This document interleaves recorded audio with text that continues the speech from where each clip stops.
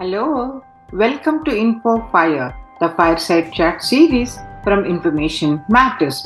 InfoFire brings visionaries and experts across domains to share their perspectives. Each episode is a conversation between our guest and the host on a chosen topic. I am Shalini, your host for this series.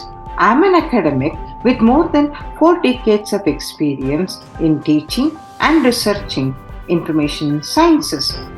Believing in the power of digital technologies to transform science and society, I initiated many projects, including setting up the first iSchool in India called the International School of Information Management at the University of Mysore with a seed grant from the Ford Foundation. In this episode, I am in conversation with Professor Partha P. Majumder, who goes by the moniker Gene Guru in India. Genes are the legacy that we inherit from our parents. A nation's genetic heritage is derived from its people's gene pool, which in turn results from the mixing and reshuffling of genes over thousands of years. Who we are?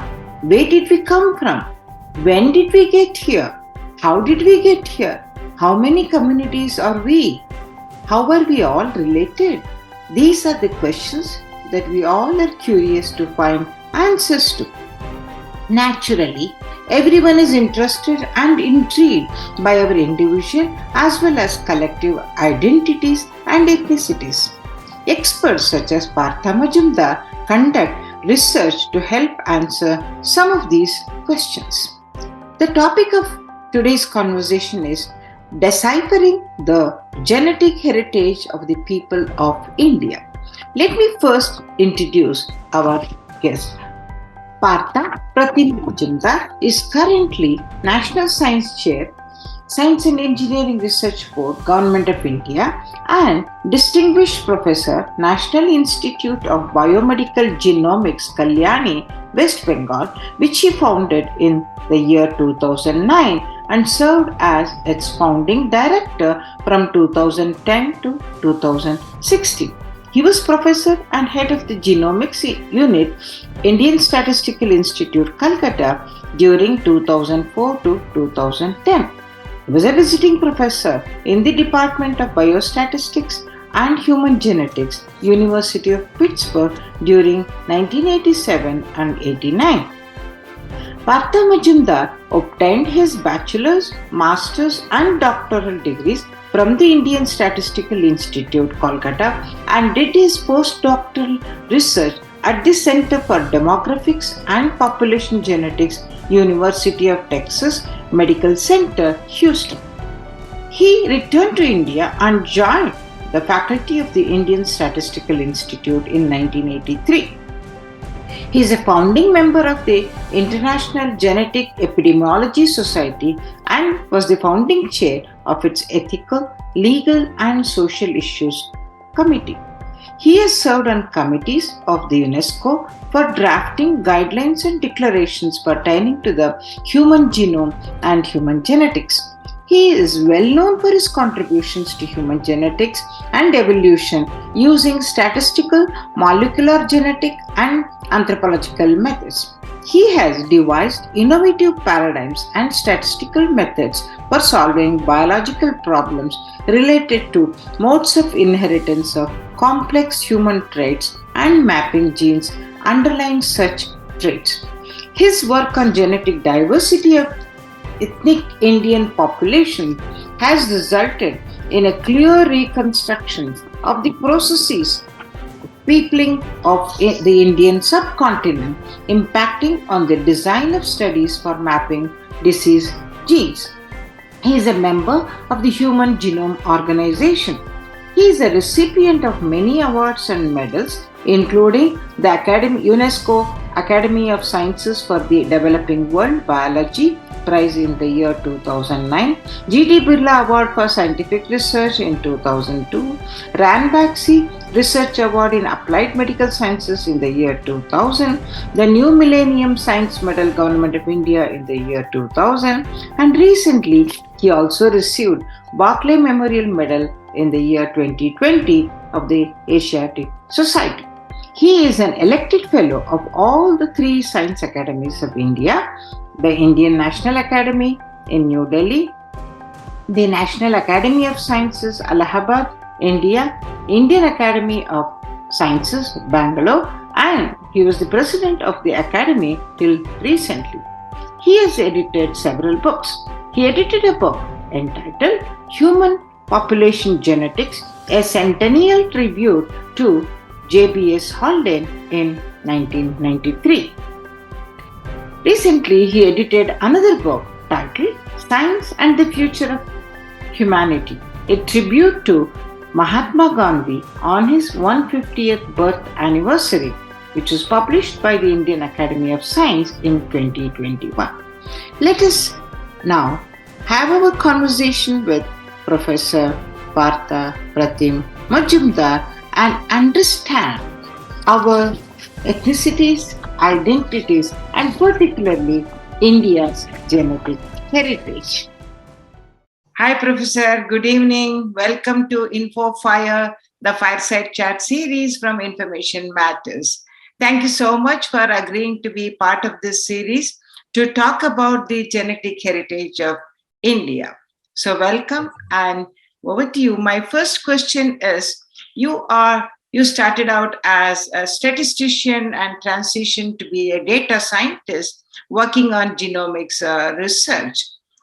And today, when I say today, since the last 10 or 15 years, I would say, data science has become the new big thing. Everybody is talking about data science. And way back in fact, in the year 2008, if I remember it right, Chris Anderson wrote an editorial in the Wired magazine, with a provocative title that, the data deluge is ending the scientific method. Okay, so my question to you is, the data science the new queen of sciences? As Professor Gaz would say, science, mathematics is the new queen of sciences. Do you agree with that? What are the trends that you see since you started as a data scientist? Well, the phrase data science arrived much later. We were trained in statistics, and statistics, of course, handles data and essentially tries to draw some inferences from the data that are replicable. So essentially, it tries to draw some valid inferences from the data. Data science as a phrase arrived much later, when our ability to gather data on a large scale arrived. And at that time, essentially, the standard statistical methods became difficult to apply on this huge data sets. Right now, for example, I work on genomic data sets, and the standard statistical methods become very difficult to apply on these large data sets. So what happens is that you generate a large data set, you try to identify some patterns in the data, and see if those patterns give you some inferences. You then try to try and validate those inferences on another data set. The difference between statistical science and data science is that statistical science essentially has a major foundation in terms of theorems and all of that. If the assumptions are satisfied of that theorem, then you know that given this setup, you are going to draw a valid inference. You don't really need to validate using multiple sets of data, etc. Data science, on the other hand, uses some scientific methods to draw inferences, but how valid those inferences are, how generalizable those inferences are, that becomes a little dicey and difficult.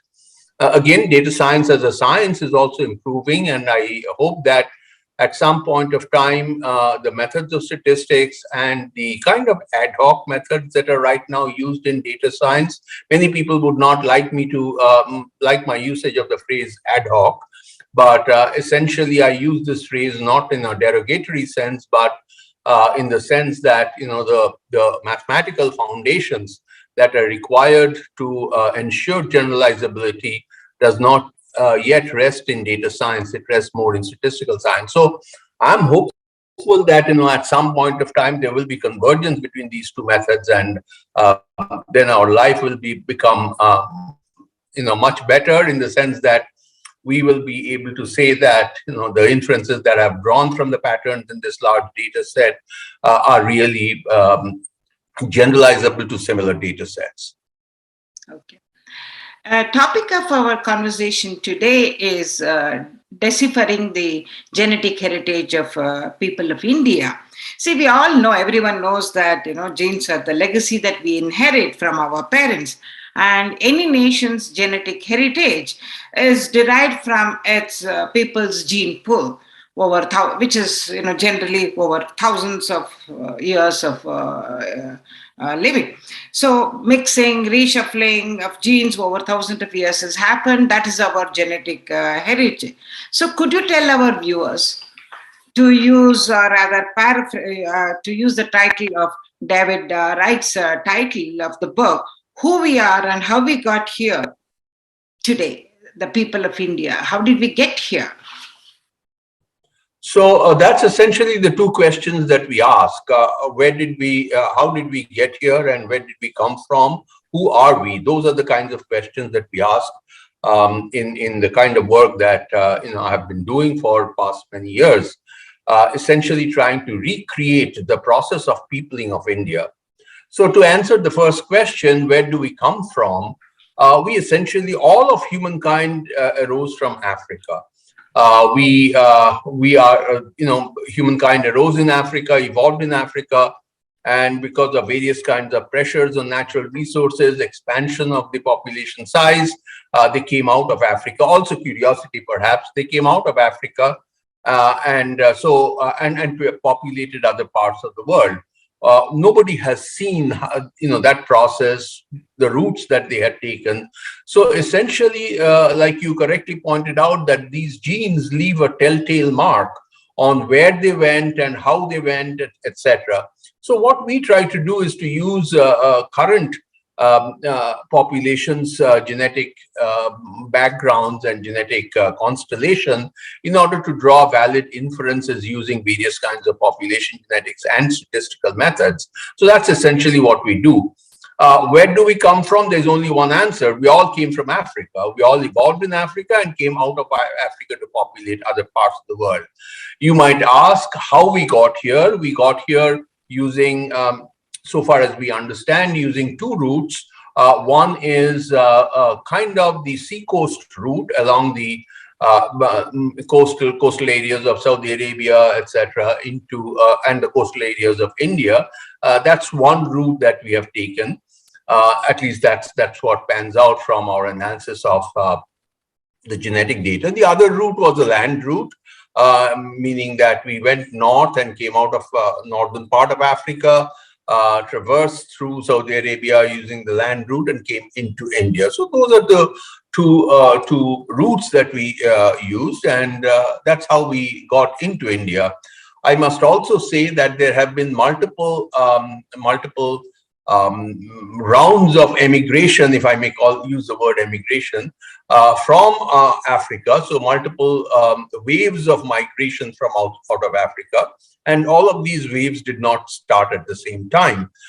They started at different points of time. One of the earliest waves of human migration from out of Africa came into India. So if you look at the peoples of India, we are very ancient. Perhaps after Africa, our antiquity is perhaps the oldest. So you mean to say that originally the coastal route is the one that came to India, or I mean that's how we are ancient? Help me understand. No. Both. I mean, the coastal route preceded perhaps the land route by some 100 or 1,000 of years. But wherever they went, one of the places that they came to, one of the land masses that they came to out of Africa is India. So both the coastal route perhaps did not populate India as much, The land route probably populated India, but both of these migrations were ancient migrations, migrations from out of Africa before they went to other places. So some of the earliest migrations from out of Africa came into India. Okay, thank you. So I'm not either a geneticist or a population geneticist. But I've read about this genetic distance. Okay, can you explain to us what is this genetic distance and how are the different populations of the world are different? And now everybody is getting this DNA test done. Then we all say, okay, this is 70% is this, or 35% is this, etc. So different populations of India, how are they genetically closer or distant?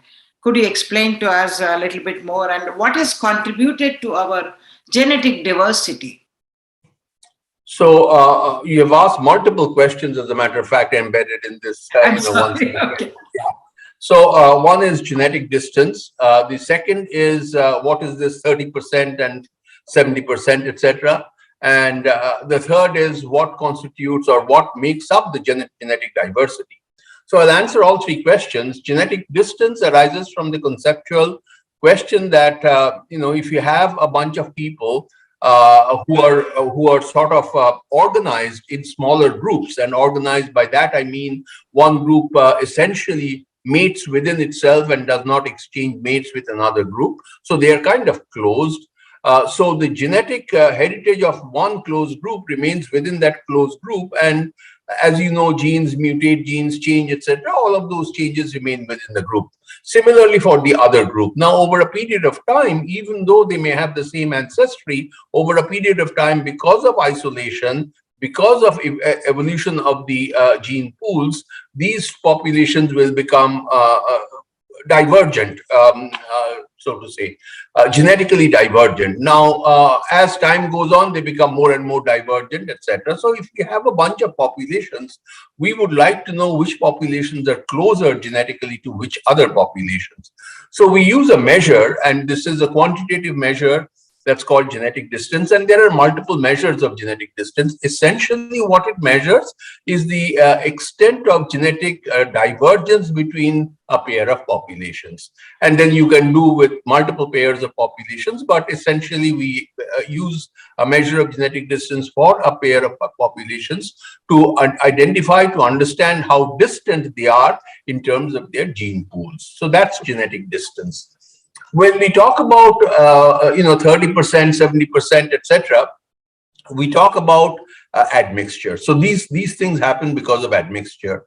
Imagine, if you will, that there are two ancient ancestries, and these ancestors are actually contributing to the gene pool of a new founding population. So the levels of admixture, the extents of admixture of these ancestral groups may not actually be the same. One population group may contribute more to the gene pool of the founding population, etc. The other may contribute less. So this is what happens. This is the 30%, 70% is essentially the 30% of the ancestral contribution to the gene pool of a founding population. The other ancestor contributes 70%. So this is what may have happened in the founding of a population. Now, we have not seen this. All that we know is that these are the ancestral population, and this is the new population that was formed by admixture of these ancestral populations.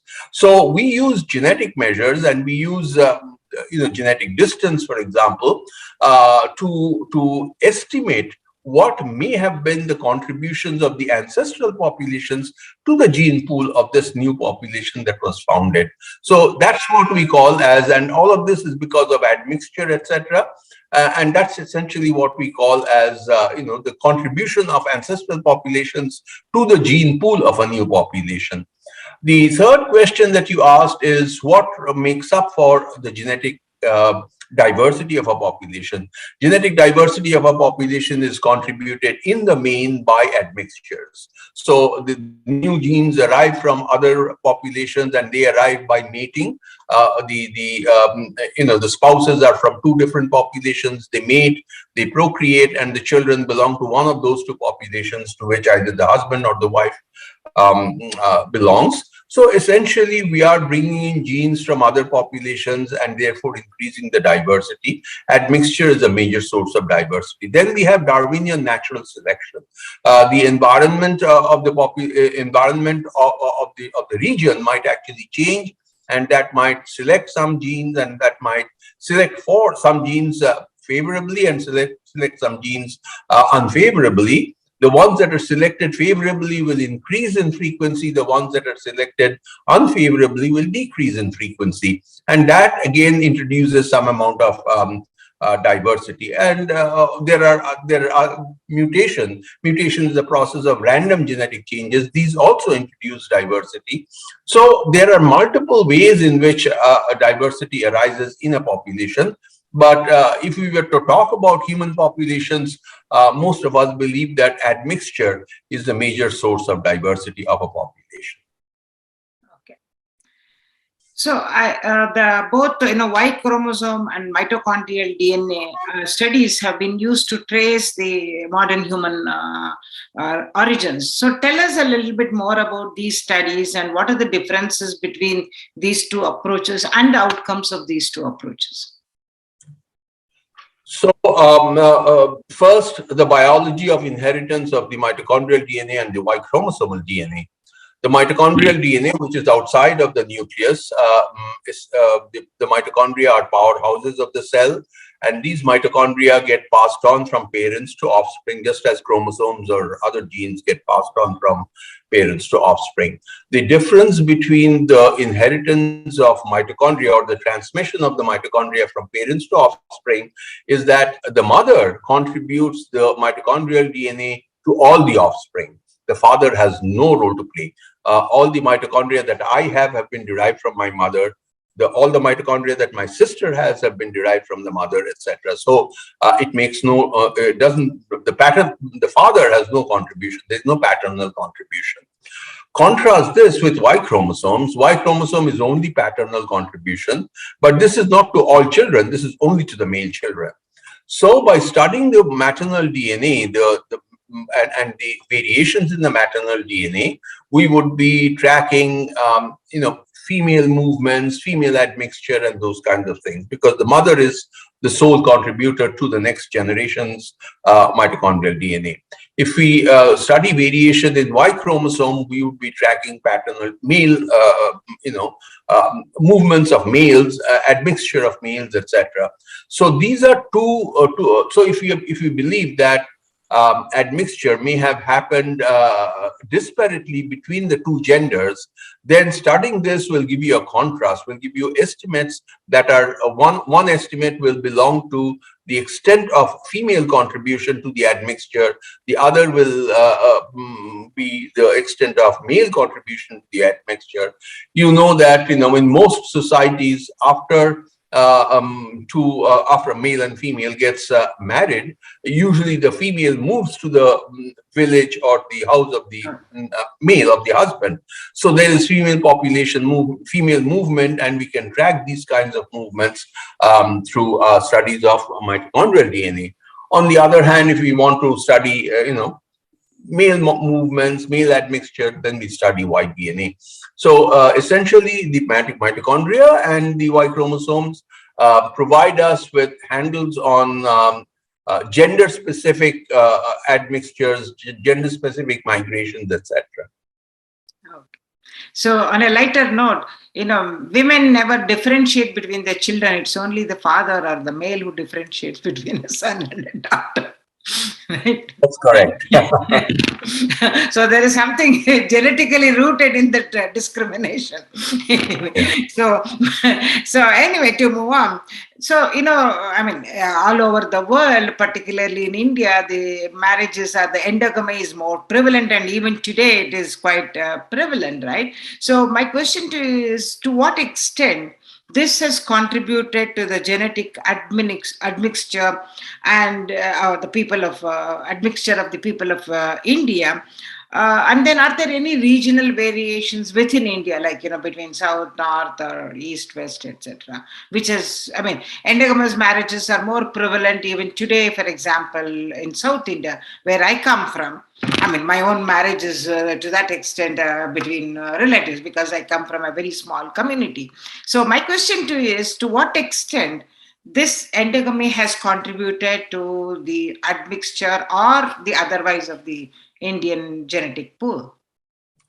So as a matter of fact, endogamy is contrary to admixture. Endogamy is when you're trying to keep the genes within the community, genes of that community within the community, and the only way that diversity is arising in that community is through Darwinian natural selection and through mutations, but not through admixture, because there is no admixture. That's the definition of endogamy is that marriages are taking place within that community.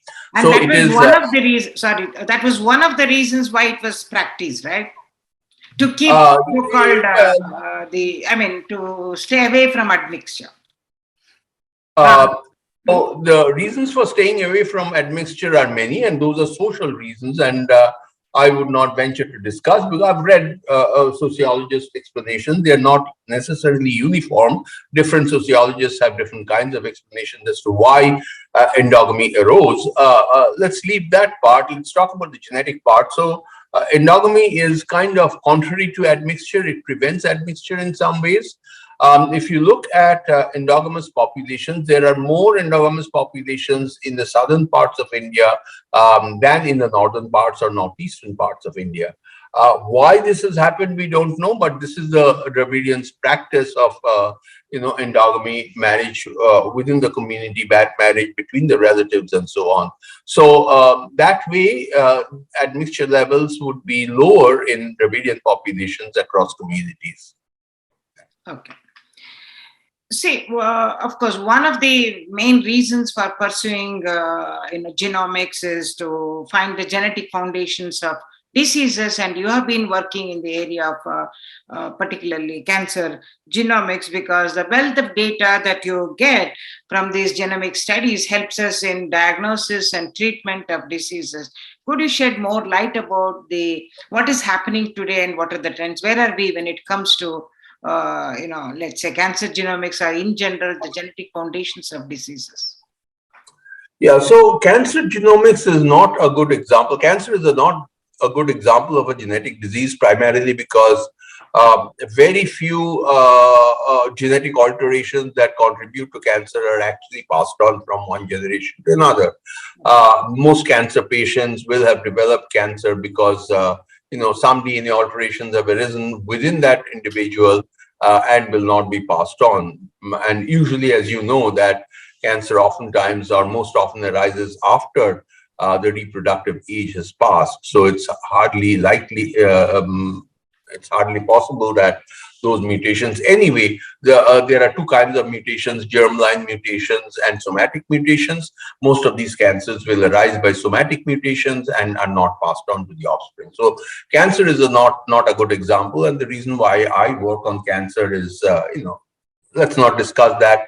It's an important disease, but it's also important to understand what kind of DNA alterations lead to cancer. But that's not our discussion today. Our discussion sorry to interrupt, Professor. Sure. Isn't, for example, the breast cancer, they are now studying this, etc. That's supposedly from, from the mother or the genetically, right? Or so, at least the propensity. Yeah. So I said that most of, not all, but most. So you're completely right that there are two genes that are passed on, that are transmitted in the germline. These are called BRCA1 and BRCA2. They are not somatic mutations, somatic DNA alterations. They are germline, and germline alterations are passed on from one generation to another, but that's more the exception than the rule. About 10% of all cancers would be due to germline mutations. The rest of it, and it varies from one cancer type to another, but generally they are because of somatic alterations that are not passed on from one generation to another. Having said this, there are a large number of other diseases that are actually passed the susceptibility factors, the risk factor genes are actually passed on from one generation to another. And there, what you find is that, the kind of studies that we do, I've been engaged in not just cancers, but also other kinds of studies. And there, what we find is that, with respect to many of these kinds of diseases that are complex in nature, such as cardiovascular diseases or diabetes, the prevalence of these diseases varies across geographical regions. And so one is interested in knowing why is the prevalence different, and are the frequencies of the genes that contribute to these complex disorders different in different regions of the world? And the answer is yes. The susceptibility factor genes that enhance the risk are not uniform across all geographical regions. The risk contributed by a specific gene or a specific genetic alteration, maybe the quantitative value of the risk may be different from different geographical regions. So there's a lot of merit in understanding or studying these complex disorders, and understanding in one particular geographical region or one particular ethnic group does not necessarily mean that you'd be able to generalize this and transfer the results to another ethnic group. So that's the reason why we continue to study even the same disease in multiple populations. Okay. And also to continue this conversation, there are these things, for example, when it comes to any particular disease, the markers like diabetes. So what could be the one for, let's say, the white male population could be different from, let us say, Indian or the black population that you would use, right? So it could be higher or lower for different races or different genetic pool or genes. That's exactly right. So if we find that a specific genetic alteration enhances the risk to diabetes, let's say by 40% in the Caucasian population, it is not necessary that that particular alteration will also increase the risk by 40% in a population in India. There may be some other alteration that enhances the risk to this extent. This particular alteration may enhance the risk by about 5%, let's say.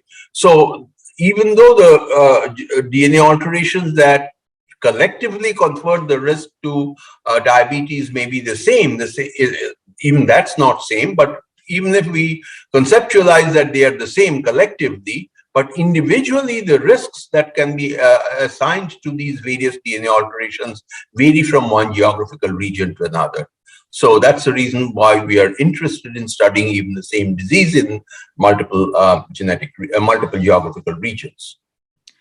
Okay, see, the whole field of genomics is, is based on managing and analyzing huge sets of data. Right, so that's where we say data science meets science. Or today we talk about. I come from the area of e-science, open science, etc. Is about using this analyzing and managing this huge sets of data, which means that you need very efficient, cyber infrastructure, as we call it, as to manage this huge data set. My question to you is, based on your experience in this area, what do you see are the challenges or opportunities for managing and analyzing huge data sets, and what kind of systems do we have in place?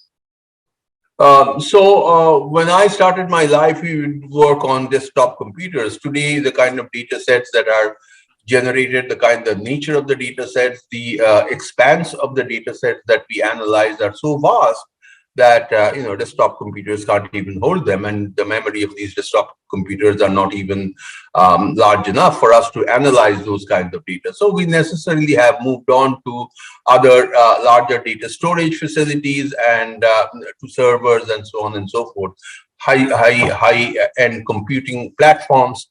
And even that sometimes is not sufficient. So we have moved over to cloud. Which is really a huge resource, and also computing has become cloud computing. So You don't necessarily need to bring the data to your desktop. You can leave the data where it is because it's so expensive to bring the data to your desktop. So the entire field of computing and data storage has changed during the 30-40 years that I've been engaged in research. Having said this, I think there are huge opportunities because these opportunities have been afforded by the changes, by the developments in computer science, both hardware and software, that allows us to actually profitably store the data, manage the data, and analyze the data to draw valid inferences. I don't know where it will go, but right now, cloud computing and cloud storage is what we use all the time. See, as far as I understand, the Human Genome Project is one of the most audacious and also, if you will, like historic, both in scale and etc., which probably we could call it as a watershed moment in genomics research. And you have been part of the Hugo Pan-Asian SNP Consortium. Could you share your thoughts on your experience with this particular project and how the collaboration particularly has been going on, and what is the future that you see for this kind of a huge collaborative projects? So number one, the Human Genome Project is very different from the Hugo project or the Pan-Asia project that we are engaged in. Certainly, the Human Genome Project was audacious. These projects that we are engaged in it's not really our audacity that brought us together and prompted us to engage in these large projects. It's essentially the need to understand gene pools of humans who reside in multiple places. And like you asked the question about genetic distance, we would like to understand the relationships among these gene pools. And the gene pools are not just in one particular region across the world. And so the Human Genome Organization actually wanted to do this genome diversity project that's an international project that didn't come through for various reasons. And today is not the right place or time for me to explain that, but it didn't come through. So there are now regional projects that are happening, and Pan-Asia project is one such regional project which we profitably embarked on. Again, the technology that was used in the Pan-Asia project was very different from the technology that we now use.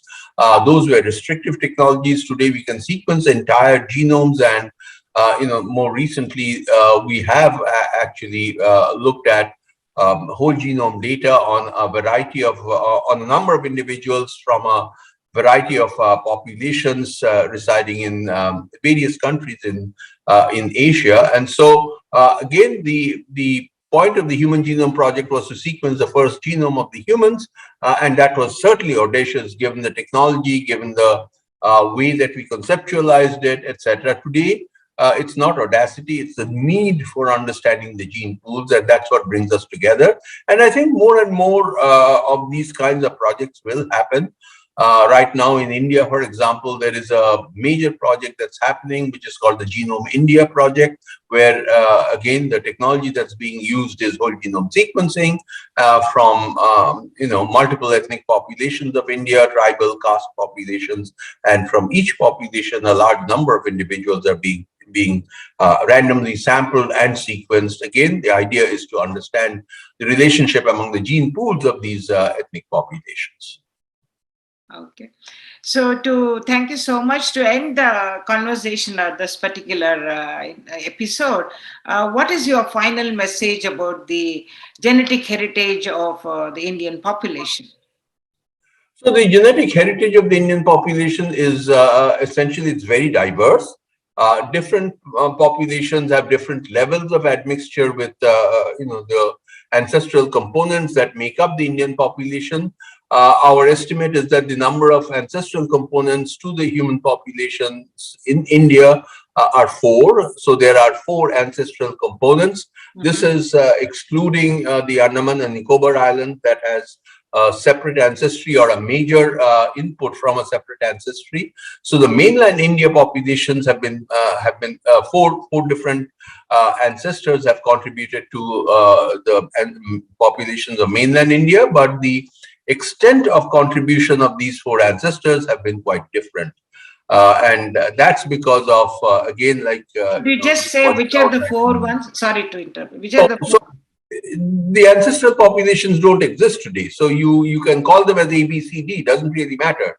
Okay. Right? You can't identify those ancestral populations with any population that exists today. So you might as well call them A, B, C, D. So again, I mean, for me to explain how we identify that there are four ancestral populations will take me a long time. So I will refrain from doing that. Those populations don't exist today. You can call them, whatever you want. But there are essentially these four ancestral populations that have contributed in at unequal levels to the various contemporary populations of India. Again, like I said, that because India has been peopled by one of the earliest waves of migration from out of Africa, we are a very diverse set of peoples.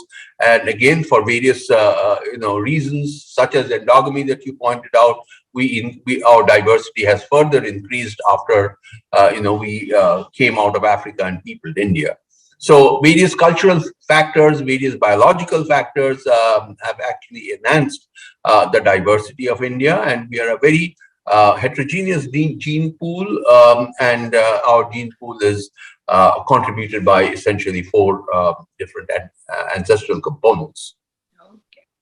Thank you so much, Professor, for this wonderful discussion and for agreeing to be with us.